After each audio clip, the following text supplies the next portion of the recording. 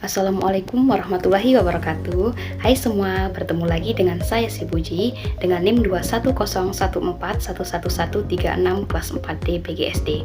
Di video kali ini, saya akan membahas mengenai pelanggaran konstitusi yang terjadi di Indonesia. Salah satunya adalah kasus Hakim Guntur Hamzah yang melakukan pengubahan keputusan MK. Adapun tujuan dari pembuatan video ini adalah untuk memenuhi tugas mata kuliah materi dan pembelajaran PKN. Dosen pengampu Bapak Agung Setiawan. Baik, sebelum kita mengenal lebih jauh mengenai kasus Hakim Guntur Hamzah, dapat diketahui bahwa Guntur Hamzah sebelumnya merupakan Sekretaris Jenderal MK. Beliau lulus S1 dari Fakultas Hukum Universitas Hasanuddin Makassar, kemudian S2 dari Program Pasca Sarjana Universitas Padjadjaran Bandung, serta S3 dari Program Doktor di Bidang Ilmu Hukum Universitas Airlangga Surabaya. Baik, sebagai informasi, Guntur merupakan Hakim MK usulan DPR.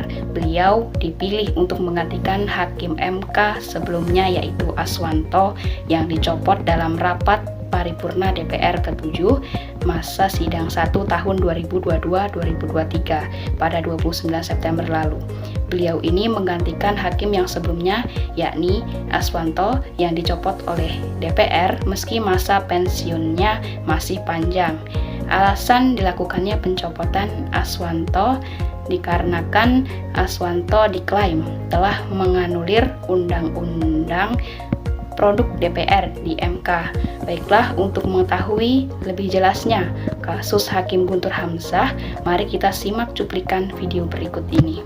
Majelis Kehormatan Mahkamah Konstitusi resmi menjatuhkan sanksi berupa teguran tertulis kepada Hakim Guntur Hamzah dalam kasus pengubahan putusan MK. Guntur terbukti telah mengubah frasa putusan MK dan melanggar bagian dari penerapan prinsip integritas dalam Sabta Karsa Utama. IDEWA Gede Palguna mengumumkan putusan nomor 1/MK-T-02/2023 Senin 20 Maret 2023. MK menyatakan Guntur yang dilantik Presiden Joko Widodo pada 23 November 2022 terbukti melakukan pelanggaran terhadap kode etik dan perilaku hakim konstitusi. MK menyatakan Guntur memang berhak mengubah frasa dengan alasan aksi tersebut dilakukan sebagai usulan perubahan dan perbaikan putusan dalam ruang lingkup kekuasaan kehakiman.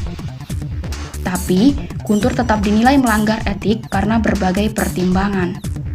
Salah satunya karena usulan perubahan frasa itu dilakukan ketika masih ada kontroversi atas pengangkatannya sebagai Hakim MK menggantikan Aswanto.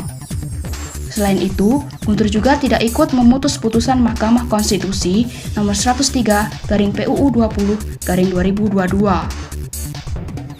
Dugaan pemalsuan putusan Mahkamah Konstitusi nomor 103/PUU 20/2022 yang berasal dari gugatan advokat Ziko Leonardo itu terjadi pada uji materi pasal 23 ayat 1 dan 2 serta pasal 27 Undang-Undang MK.